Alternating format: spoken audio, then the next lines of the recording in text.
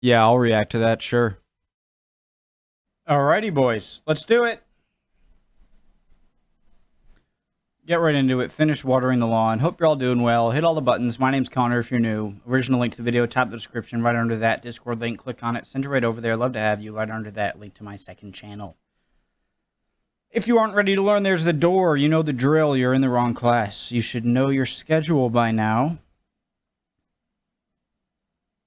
It is B period, not D period. Let's go. Hope you guys are all doing well. That's not just one of my intro things. It is one of my intro things, but I also really mean that. Well, I really mean that I want you to pay attention. Anyways, I hope you're all doing well, all right? Mental health is no joke. We're family. Let's do it. Okay, Simon Bolivar. Simón Bolivar. Even though I keep watching it and I hear him say it, I always forget if it's Simon or Simón. Simón Bolivar, Simón Bolivar. That sounds better, Simón. Let's do it. I'm an idiot. Peru, a lifetime of labor had come to its fruition. The Spanish were, at last, pushed off the continent. Bolivar had conquered more territory than Napoleon, and he was hailed as El Libertador.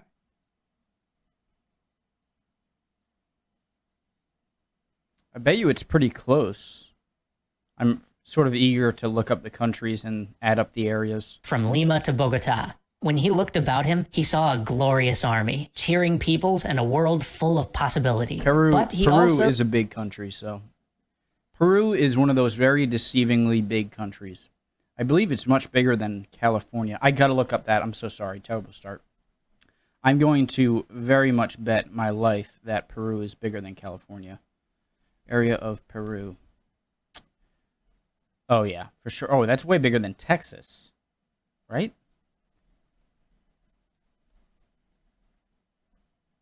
Oh, my God. It's almost 2 Texases. Texi. So what is the area? I'm sorry, guys. You can fast forward if you want to when I start the reaction.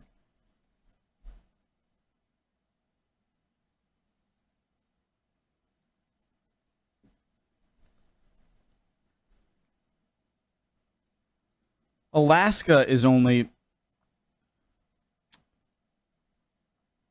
about a California short. Right, yeah. Alaska is only a California, or Peru is only one California's short of Alaska. That's very big. Anyways, my point. Sorry. Let's go. Saw a world devastated by years of brutal war. It would take much to turn the ashes of the Spanish Empire into the republic he had dreamed of in his youth.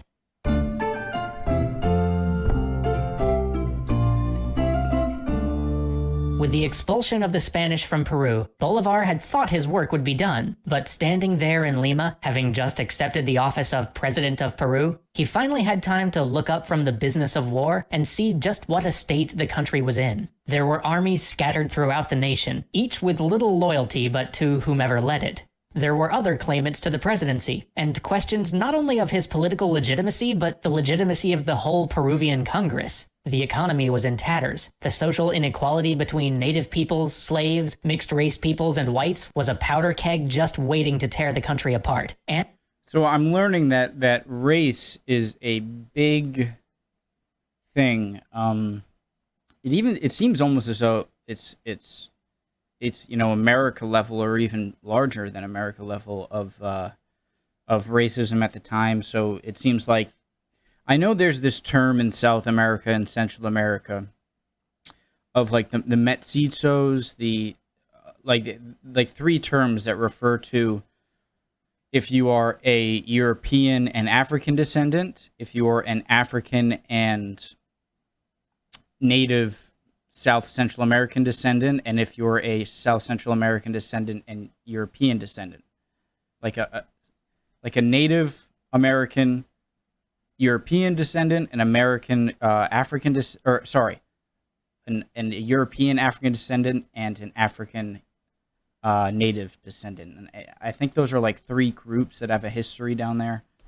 And to top it all off, here he was at the head of a foreign Really not army, sure about having that. just liberated the country, but that liberation might start to look very much like something else if he did not quietly return home with his soldiers soon. But that was never Bolivar's way. He was gonna fix the whole thing. He had Congress confer upon him nearly dictatorial powers, but even with such powers, he was stymied at every turn. He just didn't have a sense of the intense factions and loyalties that ran deep in Peruvian politics. He often lamented that he had never stepped foot into Peru, but at the same time, Peru was now part of his plan, part of his ambition for a great South American state, or at least a federation. If he was to achieve that, he had work to do. He immediately set out to reorganize the government, reform the treasury, reform the legal system, and rethink how education was provided. He took a whirlwind tour of the country, appointing everyone from the mayors to the local schoolmasters in many of the towns he visited, but it was never enough. Peru was a royalist country, but more than that, its people were just worn out. Much of the zeal for revolution and for all of the new projects that would bring was carried only by the charisma of Bolivar. As soon as he would leave a town, it would slide back into its torpor, his work undone. If Thomas Cochrane doesn't show up at one point in the series, I'm going to be very disappointed with myself for being... I was certain he had something to do with South American independence. To his joy, he found that his old schoolmaster, the very man who had introduced him to many of the revolutionary ideas that shaped him, had returned from exile. Bolivar immediately put his old tutor in charge of the school system. But like so many that Bolivar appointed, he was not a man up to the task. He tried earnestly, he had the passion, but he didn't have the capacity to plan and organize. He had been a great one-on-one tutor, but when given the job of systemizing and marshaling the logistics for a whole nation's education, he was woefully out of his depth. You can't just expect someone who's amazing at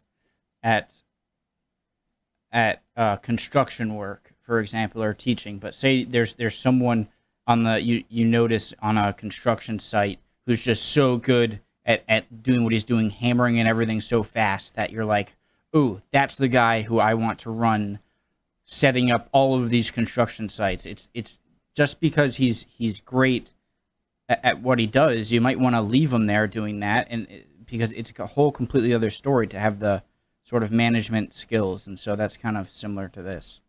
And so it went across Peru. Progress and reforms were slow. But better news was coming from other quarters. Nations in Europe had begun to officially recognize his Republic of Gran Colombia, and Antonio José de Sucre, the young general he had sent to the separate province known as Upper Peru, had won some astounding victories and liberated the whole region. But Upper Peru, too, came with its own questions. It was rich in silver, and so its sovereignty was hotly in dispute. Would it become part of the yet war-torn Argentina? Would it be put under the yoke of the newly liberated... Question 2. I have an economics question, I guess, so I'm way out of my league here. I took one economics course. I think I took economics 1 and 2. I think I got B's in them. But doesn't all of the... You'd think, oh, wow, bring all of this gold over to Europe, gold and silver. But wouldn't that just decrease the value of the gold and silver already on the continent? And so what role, like with inflation, just like getting so much raw gold and silver and shipping it off to Europe, wouldn't that have some sort of negative effects too? Peru, or would it become a new nation unto itself? Well, when the local Congress declared that they would be an independent republic, Bolivar certainly didn't object. Maybe this was because the new rich republic could join the confederation he was putting together without all of the baggage that he saw coming with the rest of Peru. Maybe it was because they invited him to come and write their constitution. Or maybe it was because they named their new nation Bolivar. Actually, that might have been the reason. Of course, they did change the name to Bolivia a few days later, once somebody pointed out that, guys, Rome wasn't called Romulus. Come on. Really, they should just call the place Bolivia or something. But the gesture was there, and Bolivar was, without a doubt, eager to write their constitution. And so the Congress declared him President of Bolivia, which is only a little awkward because he was technically already President of Gran Colombia and the President of Peru. But hey, why let your current job as the head of 2 different democratic states get in the way of a little constitution writing? And Bolivar really thought... So that'd be like George Washington being president of like the U.S., Canada, and Mexico. That this would be his legacy. He thought that this new constitution would solve all of the problems that he saw burning through Spanish America. He worked on it feverishly, and in some ways, it was all that you'd have expected from the idealistic young man who swore an oath to liberate his people on the hills outside of Rome. The Constitution abolished slavery, guaranteed freedom of the press and freedom of movement. It established a legal system based upon trial by jury rather than by magistrates. But there was one difference from what you might have expected out of a man enamored of the idea of liberty and of a free republic. His constitution also stipulated that the president would serve for life, with the right to choose his own successor. Now, Bolivar said that he had put all sorts of checks in there to make sure that the president acted in good faith, but you can see why this president for life with hand-picked successor business sounded a little bit worrisome. He reminds me of Cromwell. To people. Reactions to the constitutions were, shall we say, mixed. Very few people... Yeah, done with this Civil War stuff, but now I'm pretty much the king, and my son gets the job after me. Openly criticized it, but it was readily adopted only in Peru, where Bolivar and his army were actually located. Even in Bolivia, it was adopted only with reluctance, and only when Sucre, the general who had liberated the region, agreed to hold the post of president but then resign after 2 years. But all of this cost time. Precious, precious time.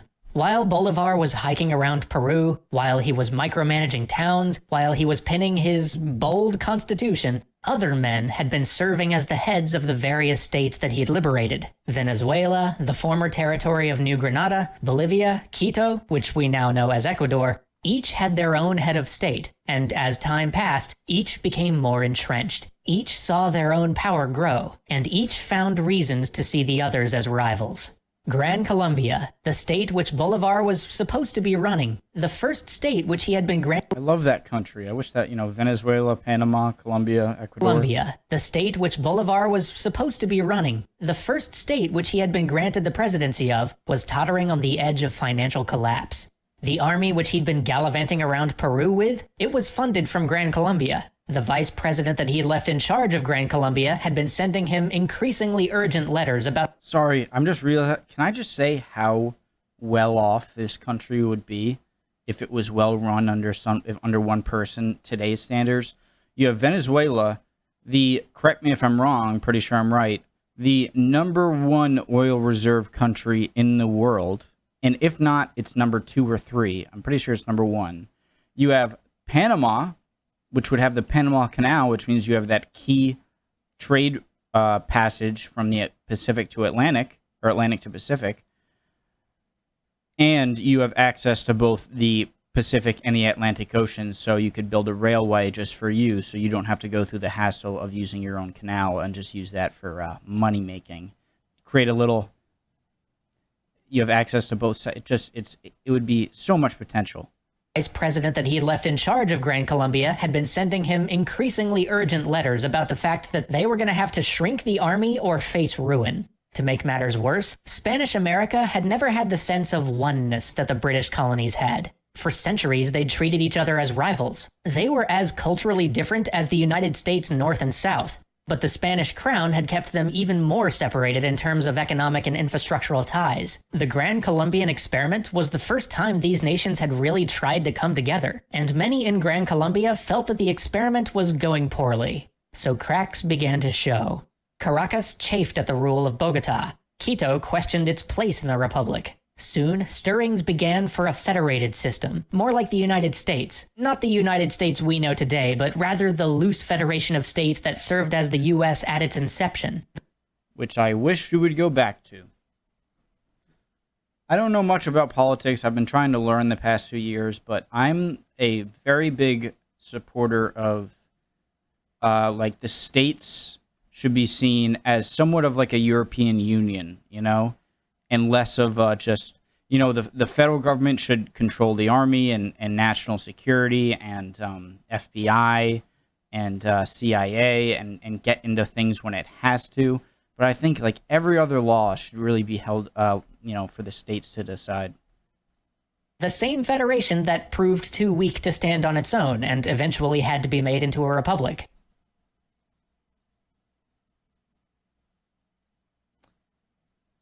Never mind. But Bolivar knew that a federated state would never survive. That if there was no strong central authority to hold them together, these states would simply fall back into their national bickering, and in the end, the whole project would be undone. And so he called a Congress, a meeting of the Americas, to work it all out. Join us next time to find out where that Congress leads us. I'm watching right now. Great video, guys. I want to get in the next episode. I'll put it up right after this. See you next time.